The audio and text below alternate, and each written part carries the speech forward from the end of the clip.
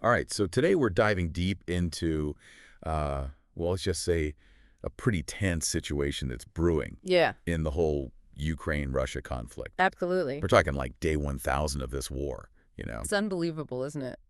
Neither side really has a clear advantage at this point. On top of all that, we have these two big developments that have just come out, Yeah. which, well, frankly, they've got everyone a bit on edge. I think that's an understatement. First, Ukraine used those U.S.-supplied ATACMS missiles, remember those, Oh, yeah, big ones. to hit a target inside Russia, which, by the way, is the first time they've done that. It's a big deal. And then, almost like he was just waiting for it, Putin goes and expands Oh, yeah. Russia's nuclear doctrine. Talk about making a statement. And it's in a way that's, well, it's got the whole world kind of holding its breath, Yeah. right? Holding their breath and checking their bomb shelters. So the big question is, how's this all going to play out? Nobody knows, but it's going to be interesting. Let's try and unpack it a bit, shall we? Let's do it. What really jumps out at me is the timing of all this. Oh, absolutely. It's not like these things are happening in a vacuum. No way. It's like every move Yeah. is some calculated response to the last one, you know? It's a smash. And it just keeps ratcheting up the tension. Each side trying to outdo the other. And the stakes, obviously, are just getting higher and It's higher. like everyone involved. Not just them. The whole world, really. Okay, so let's break this down a bit. Okay. Let's start with that ATACMS strike. Right. The target, if you're curious, was this military facility deep inside Russia in the Bryansk region. Not exactly a slap on the wrist. And the reason everyone's making such a big deal about this is because it's the first time, as we said, Yeah. that Ukraine has used those U.S.-supplied missiles, Game changer. which, as you know, have a range of over 180 miles, It's a long way. much farther than anything they've used before. Right. So up until now, Ukraine's been pretty much focused on Yeah. defense, you Like know, defending their own territory. pushing back those Russian forces inside their own borders. Makes sense. This strike, though, This is different. this changes the whole game. It's a message. What it says to Moscow is, hey, we can hit back, Exactly. and not just hit back a little. You know, We can hit yeah. you hard, Guard. and we can hit you on your own turf. On your home ground. And let's not forget, these ATACMS missiles, they're not just any old missiles. Oh, no. These things are serious. Top of the line. They're incredibly accurate. Mm-hmm. They've got that long range we talked It's about, 180 miles. and they pack one heck of a punch. No kidding. So for the U.S., the decision to give these to Ukraine, Oh, yeah. that was a major step. Not taken lightly. And it seems like Ukraine is really using them strategically, potentially going after those Russian supply lines, Cripple their logistics. disrupting their logistics, basically making it way harder Yeah. for them to keep fighting this war effectively. That's the goal. So yeah, bold move for sure.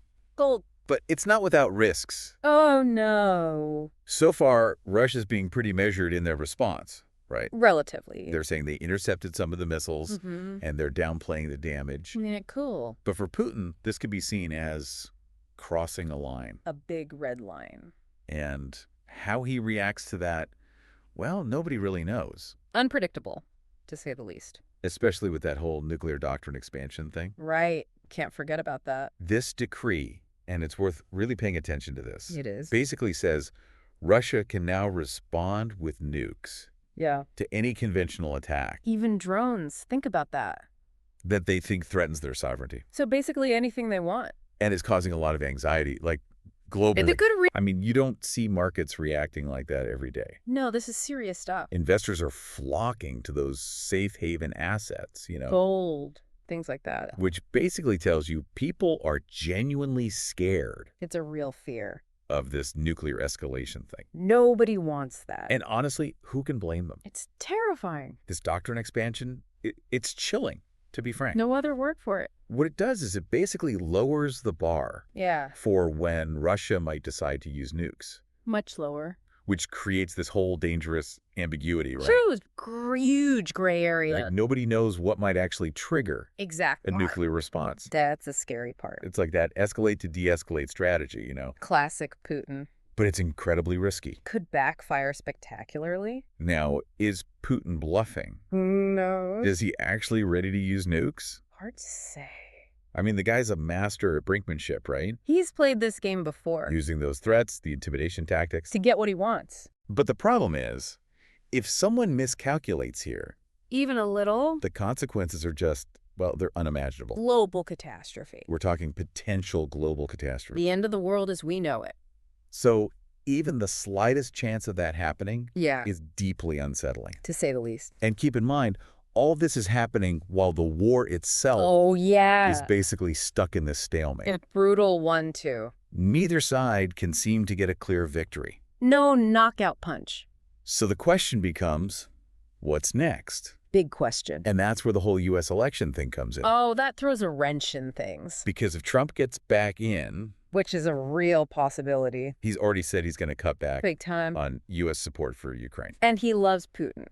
And yeah, he's made it pretty clear More than once. that he admires Putin. Doesn't exactly inspire confidence. So that injects like a massive amount of uncertainty Oh, yeah. into this whole situation. Unsure. Because if Trump wins, the source we're looking at here, Mm-hmm. it highlights this concern Valid concern. that it could actually embolden Putin, Make him even more aggressive. making him less likely to even try to negotiate, Which nobody wants. and potentially more willing to escalate things further. Push things even closer to the edge. On the other hand, though, if things stay as they are, With the current U.S. policy, with U.S. policy, and someone else gets in, someone more supportive of Ukraine. that could signal to Putin Yeah. that the U.S. is sticking with Ukraine, For the long haul. which might actually push Russia Eventually. towards some kind of negotiated settlement. Maybe, but it could also just prolong the war. It's a tricky situation for sure. No easy answers here. It's like this giant geopolitical chess game with the highest stakes imaginable. And every single move has these huge consequences. Not just for them. Not just for Ukraine and Russia, The whole world is watching. but for the entire world, really. Absolutely.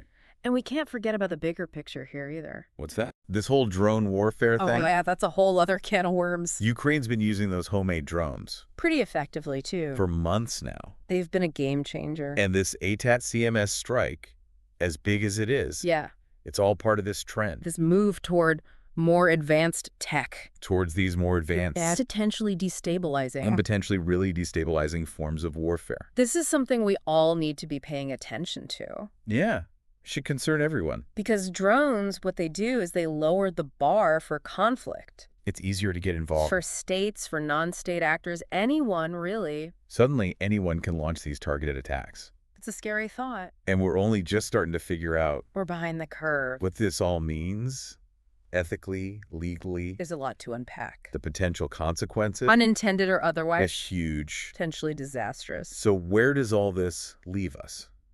Good question. We've got Ukraine showing they can go on the offensive. With those ATACMS missiles?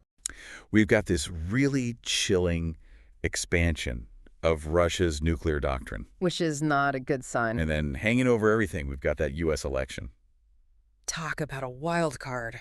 It's a recipe for, well, for disaster, potentially. It's not looking good. And nobody can say for sure what's going to happen next. The future is murky. But one thing's for sure, the whole world's watching this. Every move, every word. And the decisions that get made, In the next few weeks, the next few months, they're going to have a huge impact. potentially for generations to come. It's kind of a sobering thought, isn't it? It is. As we go forward, I think it's crucial that we all think about Absolutely. those potential tipping points. The lines you don't want to cross. The lines that, if they get crossed, could lead to Yeah. even bigger escalation. Nobody wants to see that. What are those lines? That's the million-dollar question. How close are we to them? Too close for comfort. And what's the role of the international community Yeah, what can they do? in all this? Can they stop this train? Can they actually prevent something truly unthinkable from happening? I don't know, but they need to try. These are questions we all need to be asking ourselves, We can't afford to be complacent. because the stakes are just way too high to ignore. Way too high. And that's where we'll leave it for today. Until next time, Thanks for tuning in, stay safe out there. and keep those questions in mind. Because they matter They really do. more than ever.